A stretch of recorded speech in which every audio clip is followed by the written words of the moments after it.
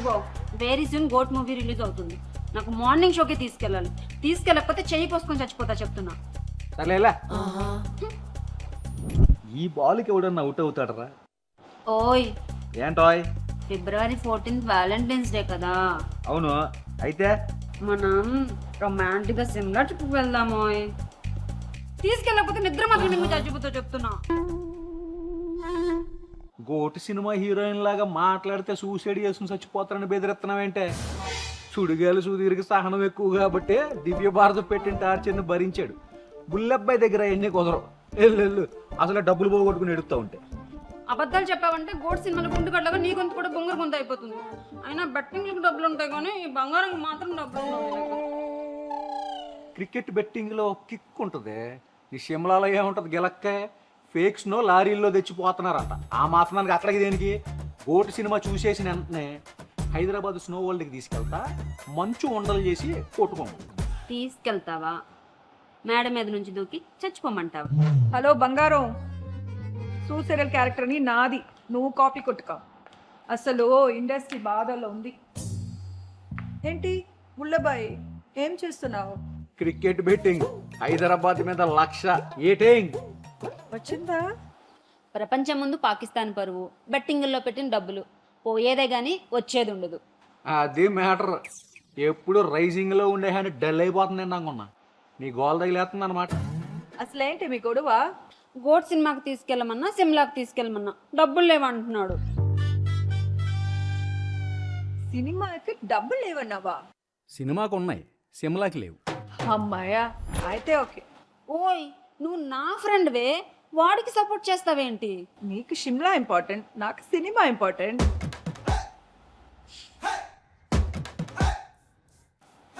ఏంటి బుల్లబాయ్, ఏంటి అంత డీప్గా థింక్ చేస్తున్నావు? గోడ్ సినిమా ఎలా ఉంటుందనా?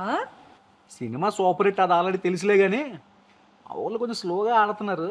వాళ్ళు 1,00,000 బెట్టింగ్ వేద్దామా వద్దా అని ఆలోచించారు. డైలమా వల్లే డబ్బులు పోతాయి. అదే బెట్టింగ్స్ ఆడేవాడికి కాన్ఫిడెన్స్ ఇంపార్టెంట్. వేసే కాన్ఫిడెన్స్ ఉండాల్సింది లైఫ్ లో ఏమైనా అచీవ్ చేయడానికి. బెట్టింగ్స్ ఆడి లైఫ్ ని స్పాయిల్ చేసుకోవడానికి కాదు. ఆవిడ చెప్పింది కూడా పాయింటే. ఓయ్, ఈ రోజు వరకు ఏ రోజైనా ఎవరైనా మంచి చెప్తే వినావా? అలాంటి అలవాట్లు లేవుగా మనకి. Very good. బెట్టింగ్స్ వేసాయి. మంచి అలవాట్లు ఎప్పుడైనా నేర్చుకోవచ్చు. బెట్టింగ్స్ ఆపే. ఓయ్, నువ్వు అసలు మగాడివేనా? ధైర్యంగా పెట్టవే. మగతనం చూపాల్సింది ఫ్యామిలీ సోషల్ రెస్పాన్సిబిలిటీలో, బెట్టింగ్స్లో కాదు. బెట్టింగ్లో కిక్ ఉంటుంది. ఆపేస్తే ఫ్యామిలీ ఉంటుంది, హ్యాపీనెస్ ఉంటుంది, సొసైటీలో రెస్పెక్ట్ ఉంటుంది.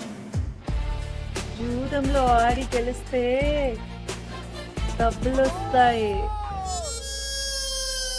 జూదంలో గెలిచినా కూడా జీవితంలో ఓడిపోతాం.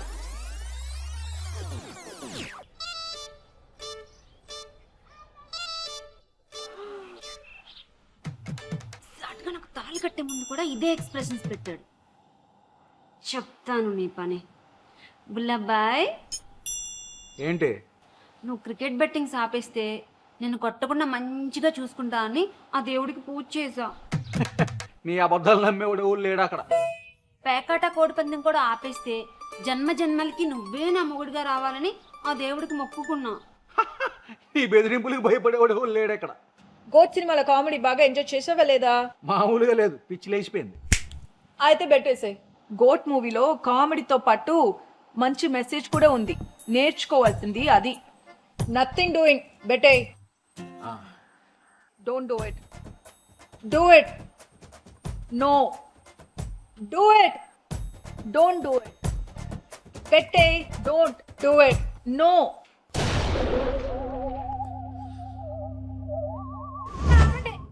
వాడికి ఉన్నదే చింత గింజంత బ్రెయిన్. మీరు టెన్షన్ పెడితే అది కూడా చితికిపోద్ది.